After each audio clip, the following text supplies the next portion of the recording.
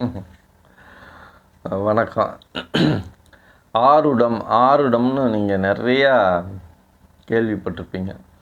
அவங்க ஆருடம் பார்ப்பாங்க.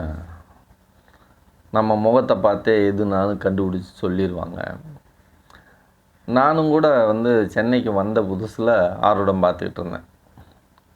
அதில நல்ல ஒரு வருமானம் வந்துகிட்டு இருந்தது. ஆருடம் பார்ப்பேன். அப்போ பார்த்துக்கிட்டு இருக்கும்போது ரொம்ப ஆச்சரியமா இருக்கும். ஒரு மனிதனோட சூழ்நிலைய எப்படி கண்டுபிடிக்க முடியுது? அவனுக்கு உங்களுக்கு சம்மந்தமே இல்ல. அவன இதுக்கு முன்னாடி பார்த்ததே இல்ல. இப்ப எப்படி ரொம்ப ஆச்சரியமா இருக்கும். சில பேர்லாம் எப்படிங்க? நான் ஒருத்தர ஒரு தடவ சொல்ட்டேன். இவரு வந்து ஊருக்கு போற மாரி இருக்குது. ஒரு 2 மாசத்துக்குள்ள ஊருக்கு போய் செட்டில் ஆயிருவாரு. இங்க இருக்க மாட்டாரு அப்படின்னு சொல்லி சொன்னேன். அதுபோல அவரு ஊருக்கு போயிட்டாரு. ஊருக்கே போயிட்டாரு. அத பக்கத்துல இருந்து கேட்ட நண்பருக்கு அ அதிர்ச்சி ஆயிடுச்சு. அப்புறம் ஒரு ஒரு வீட்ல அப்படித்தான் ஒரு பொண்ண பத்தி கேட்குறப்ப, ஏற்கனவே இந்த பொண்ணுக்கு கல்யாணம் ஆகி டைவர்ஸ் ஆயிருச்சா? இல்ல பிரச்சனைகள் இருக்குது அப்படின்னு சொல்லி சொல்றப்ப, அவங்களும் கொஞ்சம் ஒரு அதிர்ச்சி அடைஞ்சுட்டாங்க. இப்ப இந்த ஆளுக்கு எப்படி தெரியும்? முன்னாடியே ஏதோ ஒரு வகையில தெரிஞ்சு வச்சிருக்காரா? அந்த மாரியெல்லாம் சந்தேகம் வரும் நமக்கு. இது ரொம்ப அதாவது நம்ம முன்னோர்கள் பயங்கரமான வித்தைய நமக்கு கத்துக் குடுத்துட்டு போயிருக்காங்க. ஆனா நம்ம அத துச்சமா தூக்கி போட்டுட்டோம். அத பயன்படுத்தல. ஏன் பயன்படுத்தலைன்னா, இந்த ஜோதிடம், ஆருடம், ஓரை, பஞ்சபட்சி இதுக எல்லாமே நிதானமான மனிதர்கள் கையாளக்கூடியது. நிதானமா, கோவப்படாம இருக்கிற ஒரு மனிதன் கையாளக்கூடிய ஒரு வித்தைகள் இது. ஆனா இன்னைக்கு நிதானமா யாருமே இல்ல. பரபரப்பா பணம் சம்பாதிக்கிறதுக்காக உடம்பையெல்லாம் தொலைச்சு, வாழ்க்கைய தொலைச்சு, சந்தோஷத்த தொலைச்சு எல்லாத்தையும் நாசம் பண்ணிட்டு, பணத்த சம்பாரிச்சு பெட்டிக்குள்ள வச்சுக்கிட்டு சுத்திட்டு இருக்காங்க. அதுவும் பத்தாதுன்னு மறுபடியும் சம்பாதிக்க ஓடிட்டு இருக்காங்க. அந்த மாரி மனிதர்களுக்கு இந்த வித்தைகள்லாம் தெரிஞ்சுக்காம, அந்த அருமை பெருமையெல்லாம் தெரியாம தூக்கி போட்டு அவங்க வேலைய பார்த்துக்கிட்டு இருக்காங்க. நம்ம முன்னோர்கள் அற்புதமா நமக்கு குடுத்துட்டு போயிருக்காங்க. இந்த ஆருடம் அப்படிங்கிற ஒரு விஷயத்த. ஆருடம் ரொம்ப உங்களுக்கு அழகான ஒரு விஷயம். அது எப்படி நம்ம ஆருடம்ங்கிறது நம்ம ஜாதகத்த ஒருத்தர் நம்மள பார்க்க வந்திருக்காரு. அவர பத்தி நம்ம சொல்லணும். அவருக்கு லக்னத்த கண்டுபிடிக்கணும்.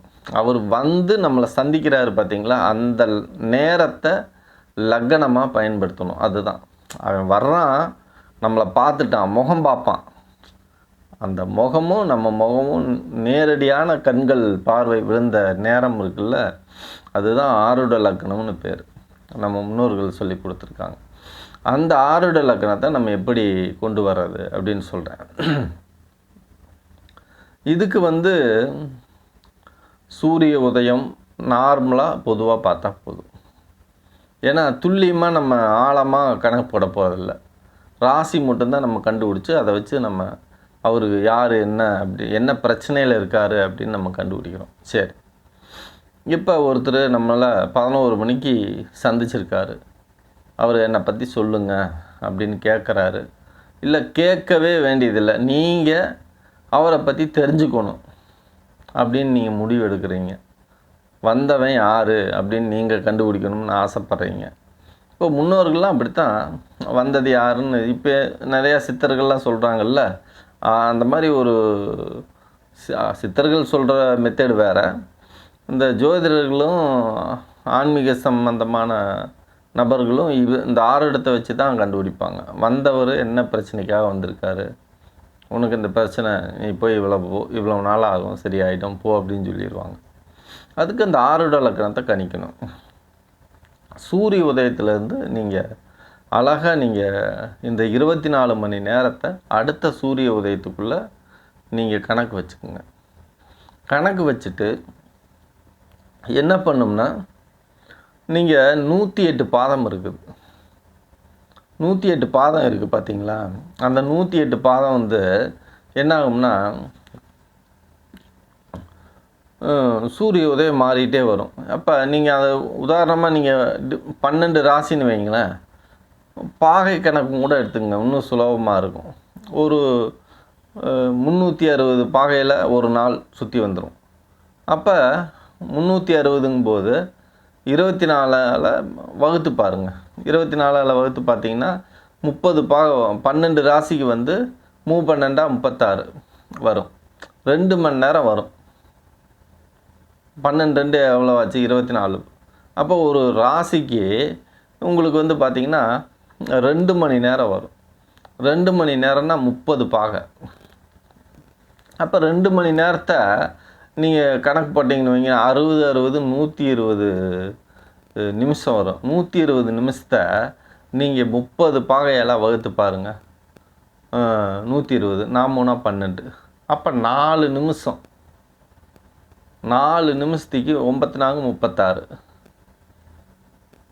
4 நிமிஷம் வந்து உங்களுக்கு ஒரு ஒரு ராசி ஒரு பாதம் அழகாக நீங்கள் கண்டுபிடிச்சிக்கலாம்.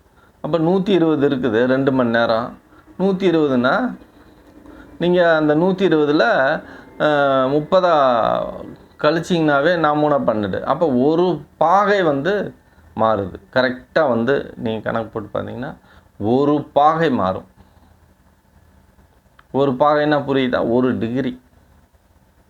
அப்போ 1 டிகிரி மாறும். அப்போ 1 டிகிரி மாறுது 4 நிமிஷத்துக்கு.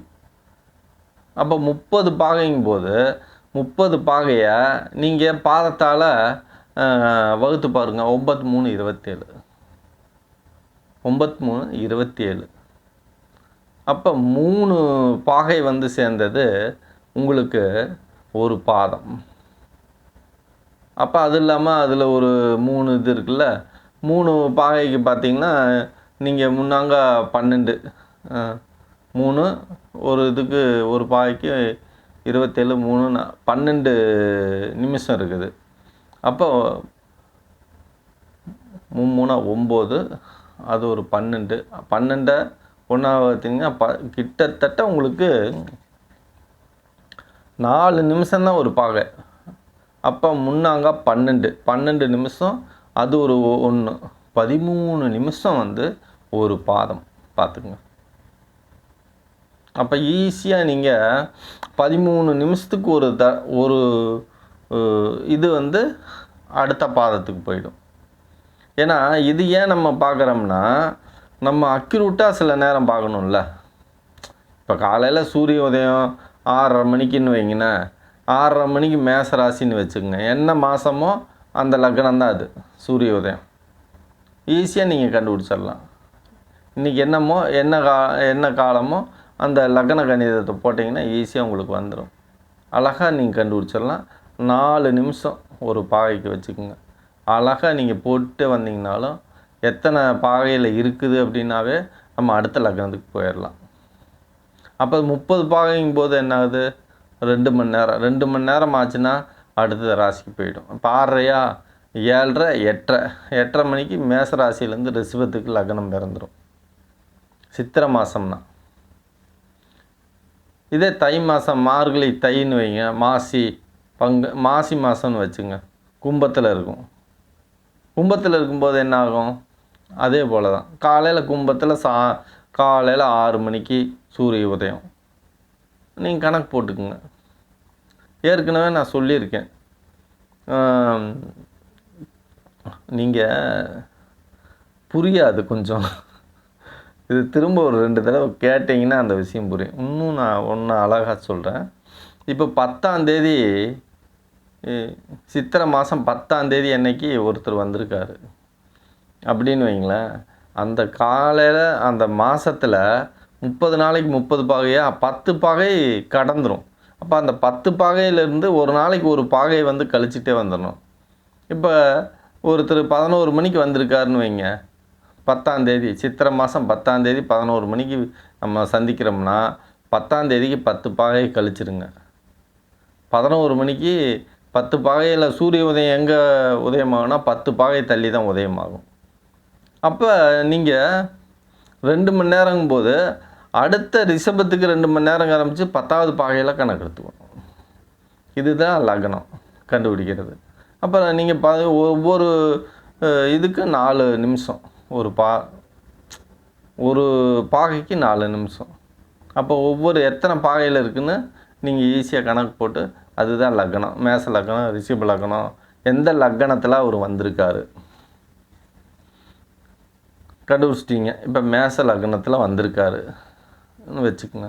மேச லக்னத்தில் கிரக சூழ்நிலையில் எங்கே இருக்குது, எந்த கிரகம், அதனோட ராசிநாதன் எங்கே இருக்கார், என்ன நட்சத்திரம் அன்னைக்கு, அந்த நட்சத்திரத்துக்கு எந்த கிரகம் வேலை செஞ்சுக்கிட்டு இருக்கு, அந்த கிரகத்தோட ஆதிபத்தியத்தை எடுத்து பார்த்தீங்கன்னா உங்களுக்கு அழகாக தெரிஞ்சு போயிடும்.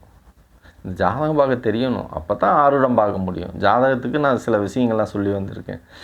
ஜாதகங்கிறது எப்படியோ பிறந்த லக்னம் எடுத்து நம்ம பார்க்குறோமோ அதே போல் ஒரு நபரை சந்திக்கும் நேரத்தில் வச்சு அவர் லக்னத்தை கணிச்சு அவருக்கு நேரங்காலத்தை சூழ்நிலைகள் என்ன பிரச்சனையில் இருக்காருன்னு பார்க்குறது தான் ஆருட லக்னம். நன்றி.